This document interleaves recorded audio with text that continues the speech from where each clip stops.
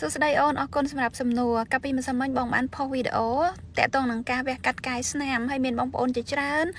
ជូនពរថាឲ្យវះកាត់ជោគជ័យដែលគាត់យល់ច្រឡំថាខ្ញុំវះកាត់កាយស្នាមជើងបងប្អូនទាំងអស់គ្នាឥឡូវនេះខ្ញុំនៅស្វីសហើយវីដេអូហ្នឹងគឺតាំងពីមុនខ្ញុំមកស្វីសហើយបងប្អូនគឺខ្ញុំវះកាត់កាយស្នាមដៃហើយអូនក៏សួរថាស្នាមអីគេនៅលើដៃហ្នឹងស្នាមដោយសារវះកាត់មិនមែនគឺមកទូខ្លួនហ្នឹងខ្ញុំមានស្នាមទាំងអស់បងប្អូនខ្ញុំមានស្នាមជើងខ្លាំងជាងគេហើយខ្ញុំមានស្នាមលើដងខ្លួនខ្ញុំមានស្នាមលើដៃហើយក៏មានស្នាមមុខតិចតិចដែរមុខរបស់ខ្ញុំហ្នឹងដោយសារកាលពីខ្ញុំអាយុ5ឆ្នាំហ្នឹងគឺខ្ញុំលាកភ្លើងហើយខ្ញុំស្លាប់នៅក្នុងភ្លើងអញ្ចឹងមុខរបស់ខ្ញុំហ្នឹងវាពងដូចយើងលាកទឹកក្តៅអញ្ចឹងហើយខ្លួនខ្ញុំហ្នឹងក៏កន្លែងខ្លះពងដូចលាកទឹកខ្លះលាកទឹកក្តៅហើយកន្លែងខ្លះក៏វាលាកខ្លាំងហើយបើជើងវិញគឺលាកឡើងរួញលក្ខណៈកងងឡើងឆ្អិនអញ្ចឹងពេលដែលជាទៅឡើងជើងរបស់ខ្ញុំហ្នឹងគឺផ្លែហើយពេទ្យកាត់ច្រើនដងហ្នឹងដើម្បីឲ្យខ្ញុំដើររួចអីដូចគេឲ្យជើងហ្នឹងវាប្រក់ក្តីប៉ុន្តែនិយាយកាប់ពិតបងប្អូនជើងខ្ញុំរងថ្ងៃហ្នឹងវែងមួយជាងខ្លីមួយជាងអត់ស្មើគ្នាណាបងប្អូន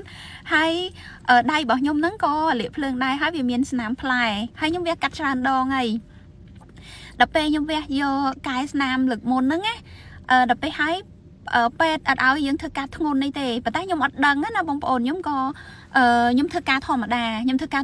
ទៅវាក៏មានផ្លែមានអីចឹងទៅយើងអត់ការពារអត់អីទៅអាវតកិតទៅឲ្យប៉ះទៅវាផ្លែបន្ទាប់មកខ្ញុំវះកាត់ម្ដងទៀតវះកាត់កាយស្នាមម្ដងទៀតដៃរបស់ខ្ញុំហ្នឹងណាបន្ទាប់មកវះហើយខ្ញុំអត់សម្រាកទេបងប្អូនគឺខ្ញុំធ្វើការហើយខ្ញុំទៅថតអប្សរានៅអង្គរហើយខ្ញុំថតមួយឆានៅសមុទ្រអីរបៀបថាផ្សព្វផ្សាយពីវប្បធម៌ខ្មែររបស់យើងអញ្ចឹងណាអញ្ចឹងគឺកៅអៅវាស្លៀកតឹងឬក៏យើងឡើងភ្នំអីអញ្ចឹងណាបងប្អូនធ្ងន់នេះអញ្ចឹងហើយពេលហ្នឹងគឺវាប្រេះធ្នេចេញឈាមណា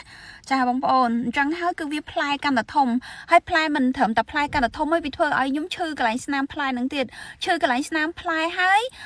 ពេលយប់ឡើងវាដេកចាប់ដេកឈឺហើយវាឡើងតឹងកន្លែងក្លៀកហ្នឹងគឺតឹងខ្ញុំពិបាកលើកដៃលើកអីចឹងណាបងប្អូនហើយខ្ញុំមានកម្រងចង់ចេញលេក្លៀកហើយខ្ញុំគិតថាចេះអូពេលខ្ញុំចេញលេក្លៀកទៅក្លៀកខ្ញុំសស្អាតទេហើយខ្ញុំលើកដៃមានស្នាមទៅគេថាក្លៀកខ្ញុំអត់ស្អាតទេខ្ញុំគិតចឹងរហូតហើយក៏ខ្ញុំជួបជាមួយនឹងអ្នកគ្រូគឹមអេ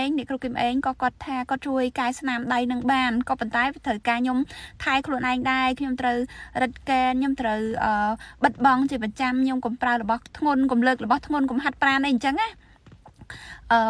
ឥឡូវហ្នឹងគឺខ្ញុំវះកាត់ជាមួយនៅគ្រូគឹមអេងគឺបានរយៈពេល1ខែបងប្អូនអញ្ចឹងខ្ញុំនឹងថតស្នាមដែលខ្ញុំវះកាត់នៅគ្រូកន្លែងនៅគ្រូគឹមអេងឲ្យបងប្អូនមើលថាបានប៉ុន្មានភាគរយអញ្ចឹងបងប្អូនខ្ញុំនិយាយលឿនសង្ខេបសង្ឃឹមថាបងប្អូន